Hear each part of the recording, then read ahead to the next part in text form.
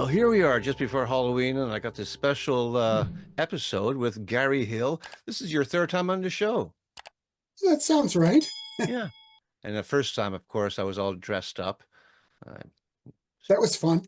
it was fun, and it takes a lot for me to do that. And I thought about it, but I guess we just get to some of your spooky ventures that you're part of. You've written a new book, apparently. It's called The Gallery of Oddities.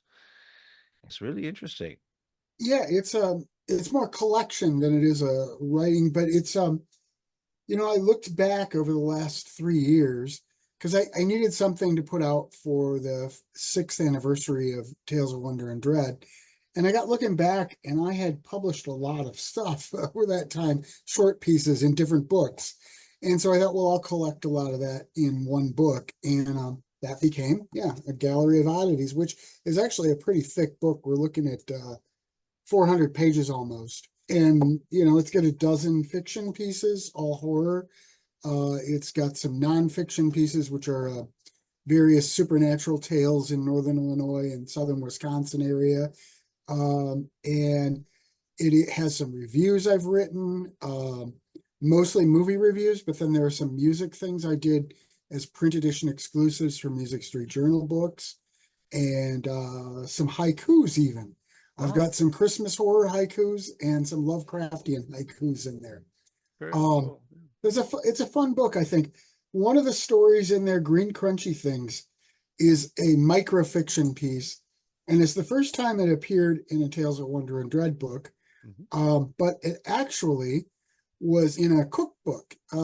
This group I belong to, Books of Horror, had a thing where they asked authors to submit a recipe and a little fiction piece or a poem or whatever.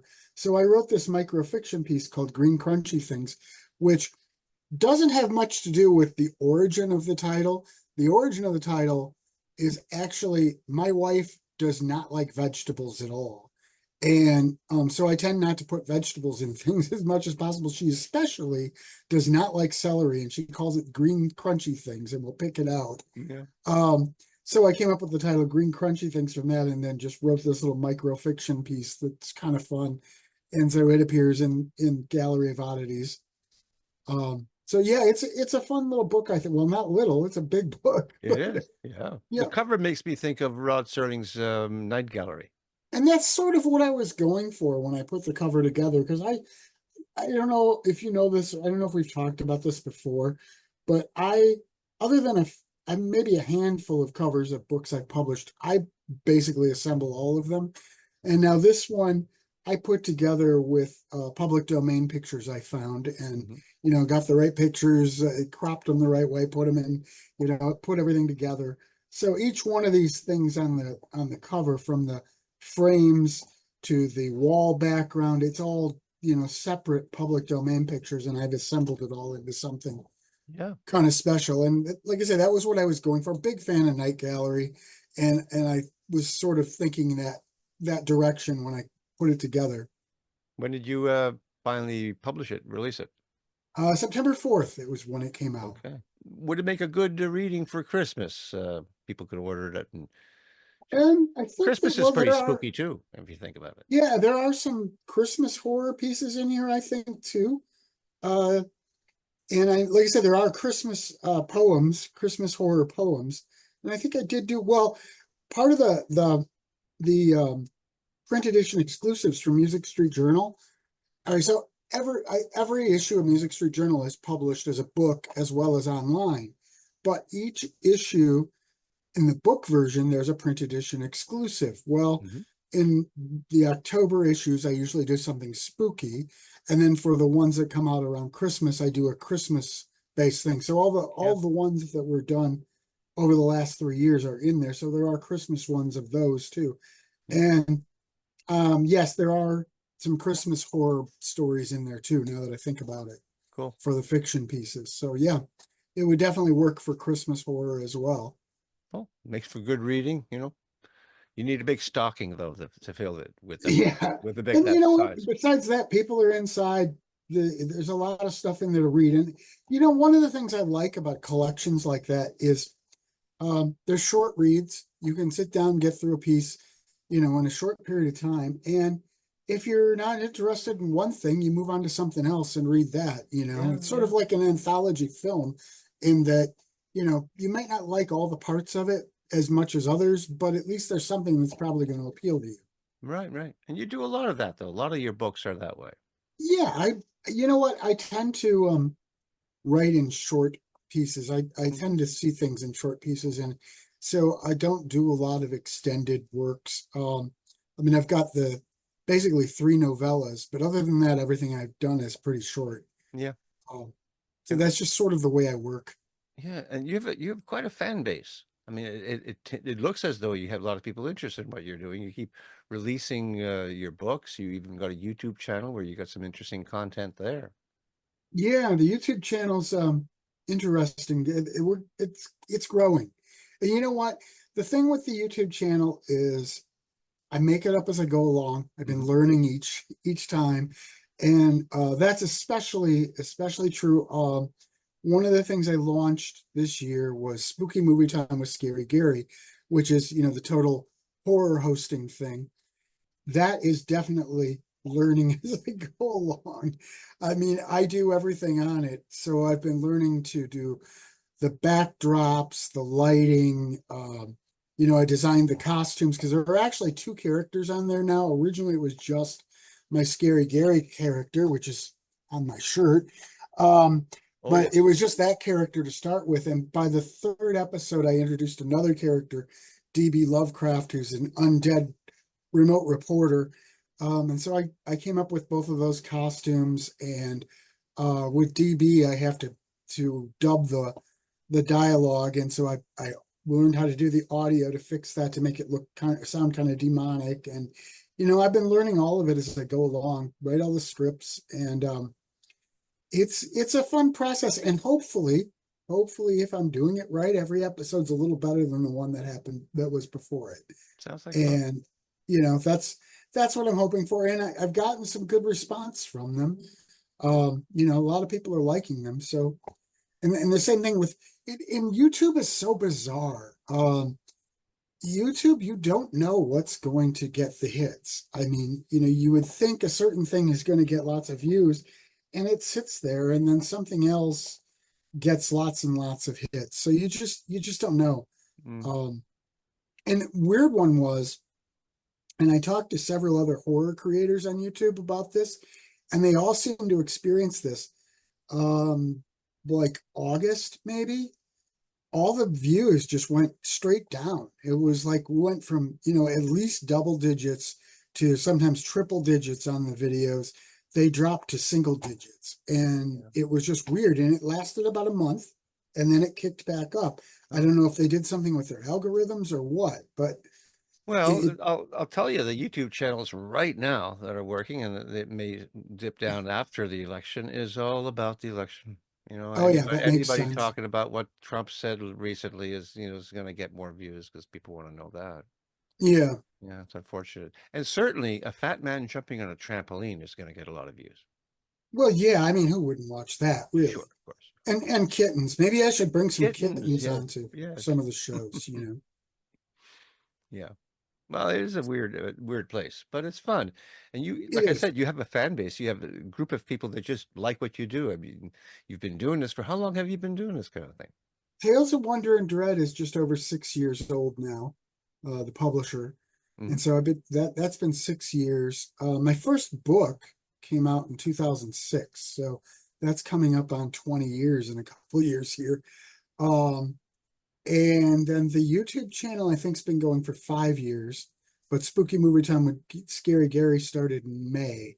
Yeah, it's a new thing. Yeah. Um, yeah, and now I've gotten to where I'm gonna have a couple cameos coming out in some indie horror movies, which Oh, is cool. fun, and I'm hoping I do more of that too. Sure, why Um, not? You can look the part. Absolutely. yeah, Scary Gary. yeah, Gary is a pretty cool character. Yeah. yeah. I like the character a lot. He's fun. He lives in a creepy castle. What's not to like about that? Hmm. And one of the episodes he was doing experiments to try to create a because he wasn't happy with the remote reporter. He wanted to create one that didn't ask a bunch of questions and argue with him and kept coming up with a bunch of mimes, you know. Yeah, yeah, yeah. Do you like working So alone, or you hope that one day you have a small team of people and I wouldn't mind having a team of people. It would be fun. I can't Mhm. afford it, but Well, it depends. I mean, if people are dedicated, it's sort of like having a yeah, band. well, Like I play alone, but I wouldn't mind being in a band, but it's a lot of work trying to find the right people, you know? oh yeah, exactly. Well, the one thing is, next year, I'm not sure just when. So every episode of Spooky Movie Time starts out with a silent movie, an old silent horror Yes, movie, right? yes, Little yeah. shorts. Hmm. Well, I'm gonna run out of those to use. There are only so many out there that I can get my hands on. So my idea is at some point next year, I'm going to start making my own. Hmm. And I met when I did when we did the one horror movie, the horror short thing we went and did. I met a lot of great people who are also indie horror people, and some of them are actually interested in participating.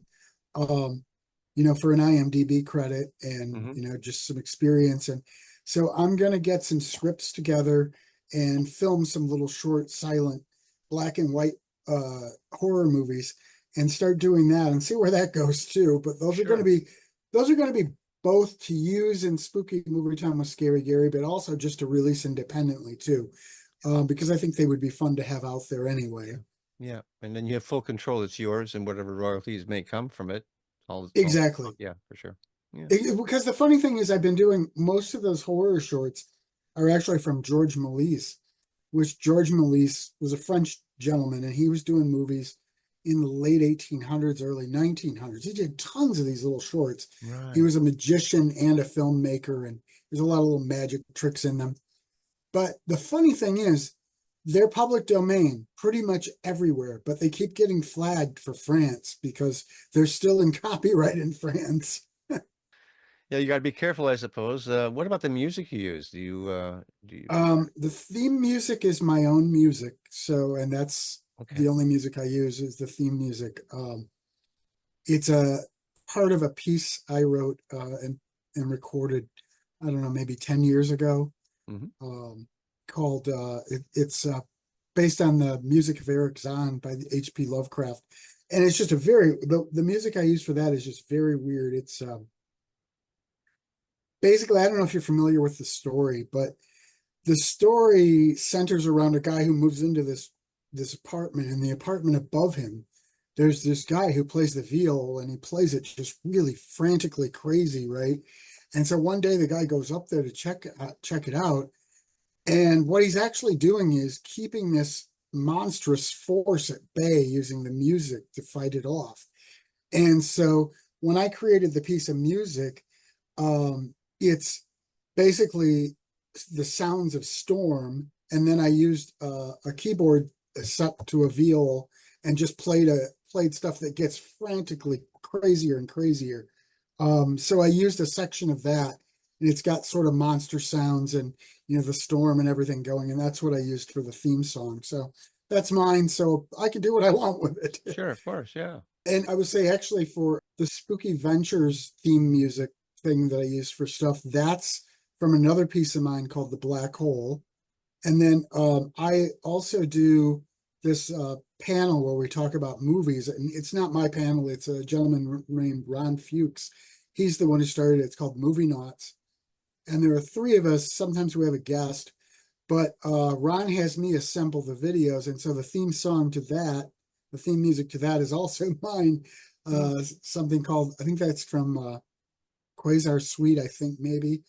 I don't remember, but it's from another one of my pieces. So I like to use my own music. That way I don't have trouble with For sure, copyright. yeah. Yeah, absolutely. Yeah. So, how's business for you? Your publishing company and everything that you do when you put it all together. What kind of return do you get on this? It does pretty well. I'm very much the shotgun approach, which is a little bit here and a little bit there and a little bit there, and it all adds up. I guess it's a bunch of streams feeding into a Yeah. river. Yeah. Um, Lately, the books have been mostly doing well at book signing events, Mhm. which is fine. I'd like to see them sell more online, but that's sort of slowed recently. But I'm doing really well with them when I do events, so that's cool. Are you doing any events around this Halloween? I just did one last weekend. Mhm. It was a multi-author event, and there's supposed to be one in November, so that's past Halloween, but there's supposed to be one at a local library, which we did one there last winter, and it was a real good success. So I'm Good. hoping. Yeah. I signed up for it. I haven't heard back from them if I'm approved, but I think I will be. So that should Mm. be coming up November 16th, I believe. What's Halloween like where you are? There's quite a bit that happens, but a lot of it's in bars and things, and I don't Yeah. tend to go to those places anymore. Um, we did, and the funny thing is, we do trick or treating here where I live. They do it. They did it yesterday. They do it the Sunday before Halloween in the afternoon. So I did my whole yard up and got on. I put on my Scary Gary costume Hmm. and went out and gave out candy, and that was fun. We don't. We're on a very quiet cul-de-sac, so Hmm. I don't get a lot of trick-or-treaters. I think we had, I don't know, maybe 30, but it Yeah. was fun sitting out there waiting for them to come, and had some music playing, and it was a good time. You got your home all Um, decked out? oh yeah, yeah. I Cool. don't go crazy with the big, huge ones, but I get and some of these places you see they'll have like everything there. I like to sort of have a theme, Yeah. and so I was going with tombstones and skeletons and skeletal face people. This guy behind me was out there, and he's when you turn it on, he will at motion he will make sound and his eyes light up and he talks and moves around. But I've got him just holding a pumpkin at the moment. But Okay, because it looks like he's holding someone's head. That's a yeah, pumpkin? he's holding that's actually a pretty cool, that's one of my oldest Halloween decorations. It's like a jack-o'-lantern face thing. He's pretty cool. Looks very realistic from what I can see here. Cool. Yeah, Yeah. I got that. Geez, I got that probably 25 years ago. Well, But yeah, so had it things decked out pretty well. And fortunately, because a lot of foam tombstones, fortunately it wasn't very windy yesterday. right, right. Because those will go everywhere. But Yeah, yeah, for sure it would. Yeah. You live in Illinois, right? Near Chicago? yes. Yeah, same. Yeah, probably about 70 miles from Chicago. Okay. Yeah.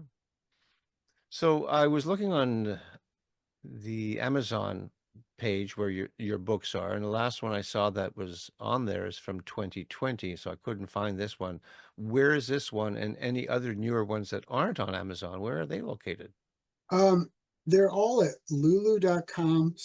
lulu.com/spotlight/strange sound. Or if that interface isn't the greatest, so I created a more organized interface at GaryHillAuthor.com. You can look under books and get the ones that are just my books. And then the ones that are compilation things from Tales of Wonder and Dread, there's a whole section, 4 pages of Tales of Wonder and Dread books. There's even a bunch of pages for the Music Street Journal books. And you can connect to Spooky Ventures through there. You can connect to everything I do through there. So GaryHillAuthor.com is really good. Let me just say the reason nothing's on Amazon anymore was I got fed up with the fact that in order to make anything on Amazon, you had to raise the prices so high Yes. that I didn't think it was fair to the people buying the books. Right. I found that I could make more per book sold if I just did it on Lulu and charge far less than I had to put it to get even a tiny bit on Amazon. One example, hardcover, special hardcover edition of one of my books sold on Amazon last year for like $52. I got $1.25 from it, or it was less than $1 Yeah. actually. So I got cent pennies for it.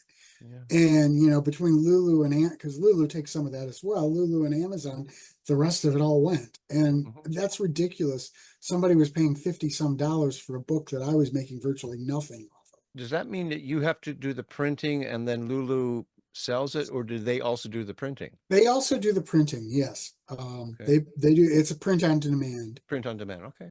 I'm gonna have to check that out because I'm looking for an alternative as well Now, if you publish, now where do you publish? right now on Amazon. In Amazon. Yeah, Now, it's if you easy. publish at Amazon, they don't take as big a slice as they do if you publish at Lulu and distribute to them. Okay. But it's worth looking into. I think at one point I actually looked into, I compared Lulu and Amazon KDP or whatever it is, Yes. and Lulu came out a little lower in price. But then again, you got to remember you're probably getting in front of a lot less eyes. But on the other hand, I've heard that if your book isn't uh really going gung ho, Amazon doesn't tend to make it easy to find either.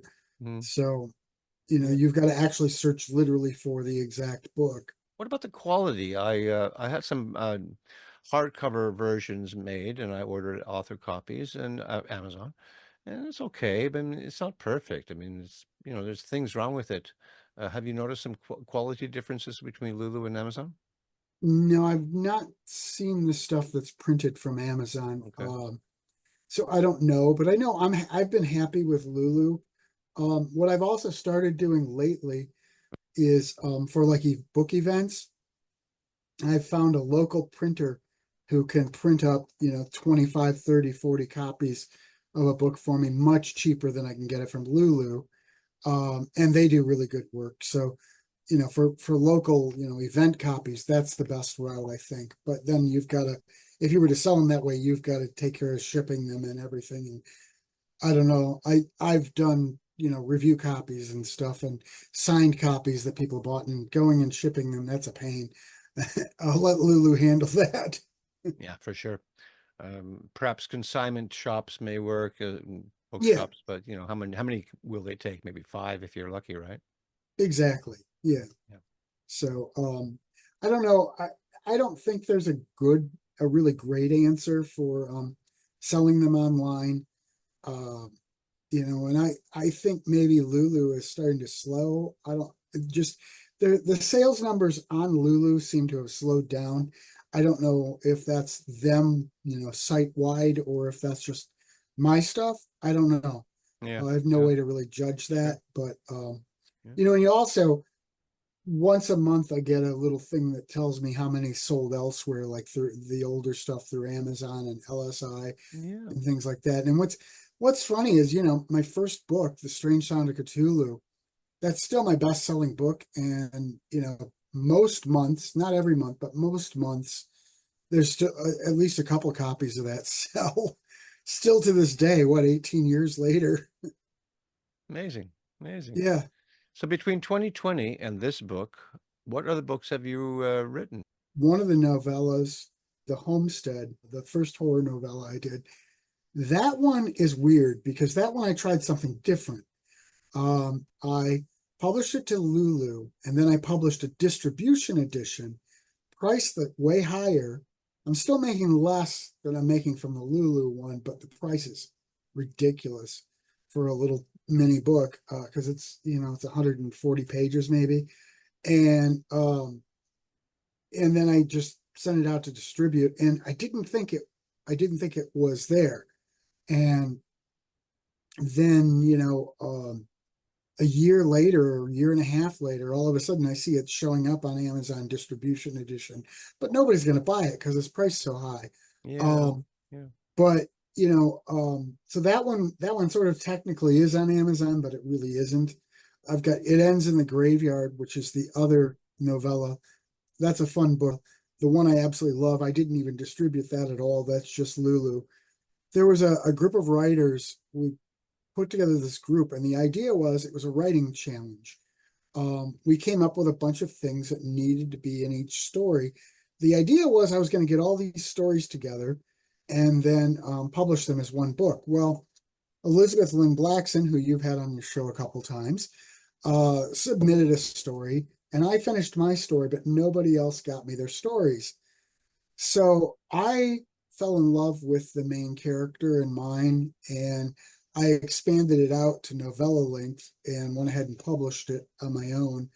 And it's still one of my favorite books of mine, just because the main character had to be non-binary, and they had to be a writer, and they had to be sassy or snarky. And so the character I came up with is very snarky, and I like them very much. Hmm. It's funny because as far as a writer, this character is nothing like the person, but as far as a writer, I sort of modeled their success level at Stephen King. Okay. And so one of the things that's in there that I find hilarious, and I don't even know if anybody else will ever catch on to it, but I just find it funny, is that I love Stephen King, but I'm sort of critical of him because he's so verbose, and that's the exact opposite of what I am. I'm very minimalistic. Hmm. And so there's a line in there, something about how somebody they say somebody's gripes about them, and it's like, well, when you've had as many hit movies based on your books and sold as many copies, then I'll listen to what you're going to say, Right. which is sort of what I think Stephen King should tell me. If I were to say that to him, which actually, you know what? I would love to sit down with the guy and chat with him because we have a lot of things in common. We like a lot of the same movies. We like a lot of the same music, and I think we'd have a good time. And if we were sitting down having a good time, I'd probably tell him that. I'd say, you're completely different than me in the way you write. You're very verbose. Me, not so much. Yeah. Yeah. Nothing wrong you with know. that, for sure. Yeah. But yeah, I like the fact that that character literally took a dig at me. Which, Cool. Really cool. Yeah. Well, how about you give us a elevator pitch for this book of yours, A Gallery of Oddities, and remind people where to get it and why should they buy it, and what a great gift that would be for Christmas well, at this point. if you know anyone who likes horror stuff and especially short pieces, both fiction and non, it's a great book. And it's also a great book to catch up on what I've done, what I've been up to writing wise, because now it doesn't have all the nonfiction pieces I've written in those 3 years. It does have all the fiction I've written.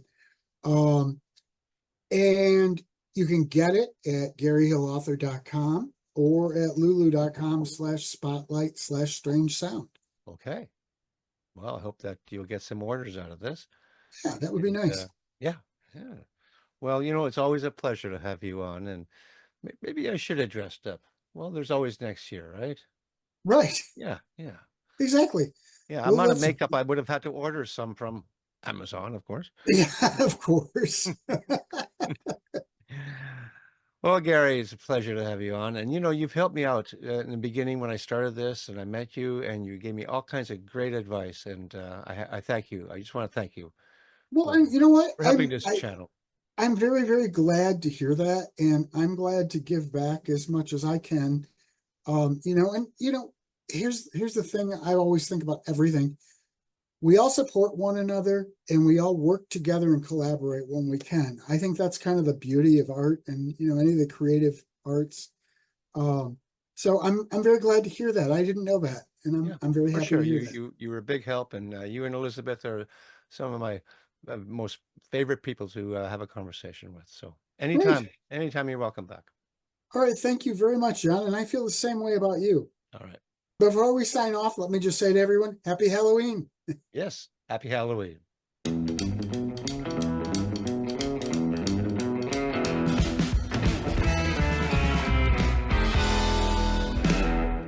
Thank you for watching.